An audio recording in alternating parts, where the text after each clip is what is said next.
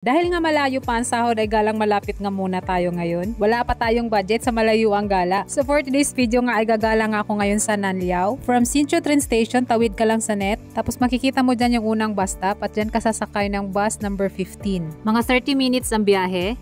Itong mga pinupuntahan kong lugar o ginagalaan, mostly may mga public transpo. Mahal kasi kung mag-taxi ka, kaya tipid na gala lang yung kaya natin. So after 30 minutes nga na biyahe, nakarating na ako dito sa last stop. Pagkababa mo nga ng bus ay makikita mo agad yung rentahan ng bike. 400 NTD nga ang bayad ng renta nito. Good for 2 hours.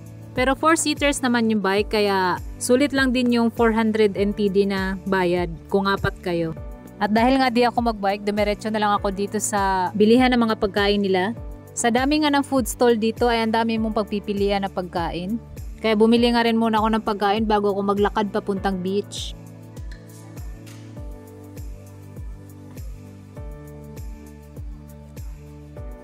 Every year dito sa Nanliao may kite festival sila, pero laging maraming nagpapalipad dito na saranggola. At habang naglalakad nga ay nakita ko nga itong mga napaka-cute na mga aso. Sobrang lawak nga din ang lugar na to at sobrang nakaka-relax dito. Nakailang balik na rin ako dito sa lugar na to. Kapag naka-homesick nga ako ay tumatambay ako dito. Nakakawala ng homesick yung lakas ng hangin. Kung mahilig ka sa sunset, maganda ding spot dito na manood ng sunset.